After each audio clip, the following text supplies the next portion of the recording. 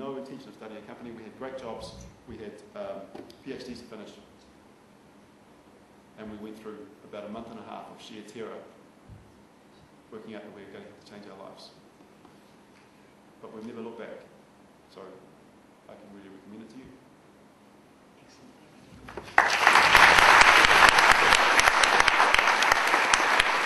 So what we're going to get now is to ask the 5 people, including you obviously, to just come up and sit at the front, and then we'll take and answer questions. Now, obviously, the structure in terms of how we...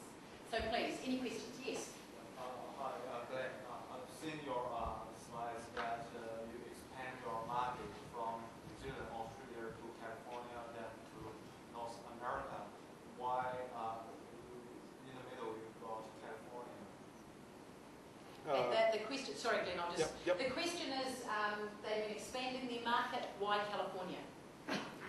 It's important to show that you really thought about how you're going to grow the business, because people want to buy from a global company and they want to invest in a company that has global ambitions.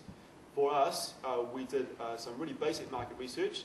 Where is the most intensive use of cold storage, which we feel is a high value place to use our technology? Where is it used most in the world? And it's used in places that produce primary goods like dairy, fish, fruit and veg. And where is it most dense? California. So from a point of view of how will we expand this business internationally, our story is we're starting here in New Zealand, Australia is on our back door, and then we can really piggyback into California because that's where the big prize is for us. Thank you. Question? Yes? Just a question for Brian. Was the advisory board that section of your business part of your idea, or was that something that you sort of picked up from somewhere else? Okay, so the question was around the advisory board. Where did that idea come from? Well, it was actually an idea we had from the beginning.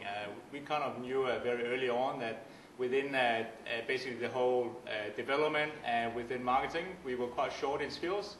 And we knew that was the 2 critical things. So we went out there basically from the beginning to get some advice. I know a lot of people try, a lot of companies have an advisory board. I think sometimes it's more for, in terms of attracting investors, you say, well, this is my advisory board.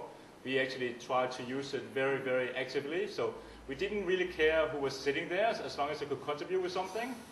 So we didn't go for the big names because we couldn't pay them anyway. So we had to ask our friends and people that were working and had a little bit more experience than we had to start with.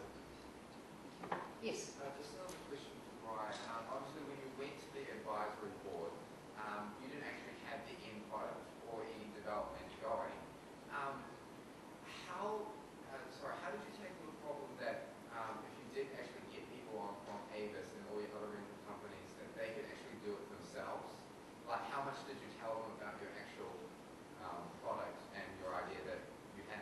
We told them everything because I think it's not a big secret. I mean, you can make a website and you can attract people, but for the rental car company themselves, it's kind of it cannibalizes their own business if they have their own website. So people would go there and actually take a free car rather than rent a car. So from our side, they don't know who they are. Yeah. But I think in terms of, because I see a lot of people don't want to tell exactly what their idea is about, even to their classmates sometimes. I mean, I think that's bullshit. Yeah. Go out there and talk to people. I mean, people will always steal you sometimes, but I mean, I don't think your classmate is going to steal anything. So. I think there's 2 things on that. I think one of the things is when you have your idea and if you don't share it, quite frankly, you smother the idea.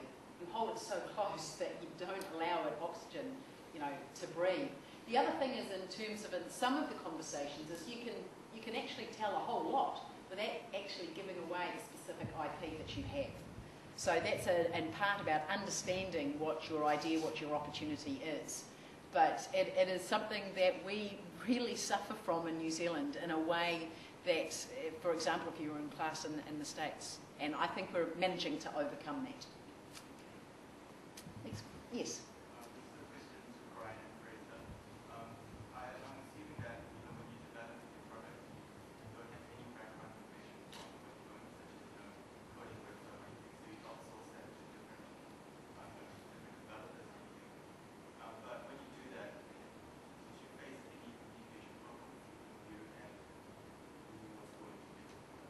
Okay, so the question was around communication problems between the team here and those people that they were outsourcing to around the world, and that was for Fraser and Brian. Yeah, that's a good question. We faced massive problems just really through our own naivety.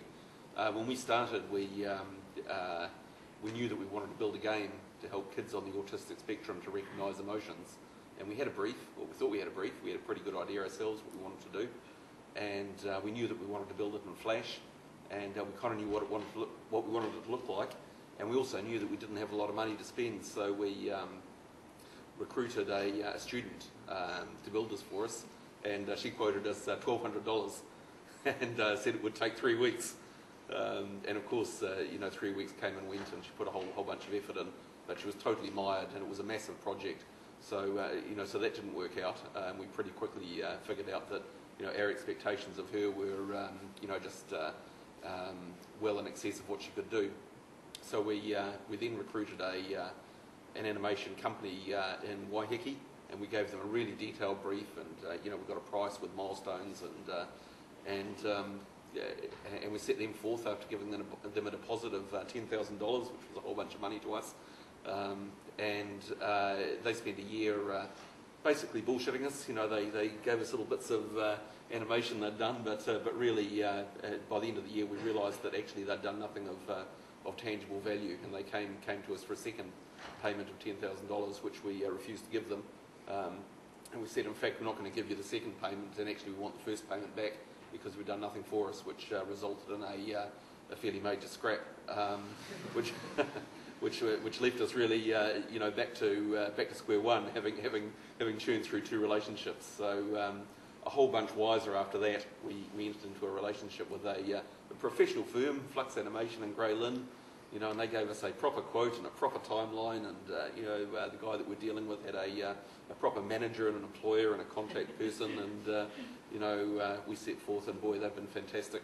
So yeah, we've tried 3 times. We've had communication problems, and really we blame, well, not necessarily ourselves, but we attribute that to probably our own naivety along the way. But boy, we ain't naive now.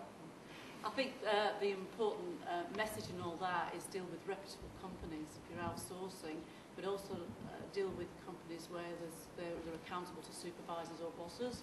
Because in that second company, they were just a tiny company, and they weren't accountable to anybody except themselves. And the other thing with that is look to talk with other customers of theirs, so other people that they've supplied those services to, and you've got to check to make sure that they're just not getting mates to say something positive when you phone up. But if possible, do a check on the various other people that have supplied to them, Brian. Yeah, I just want to say that we spent a significant amount of time selecting the partners to develop our application.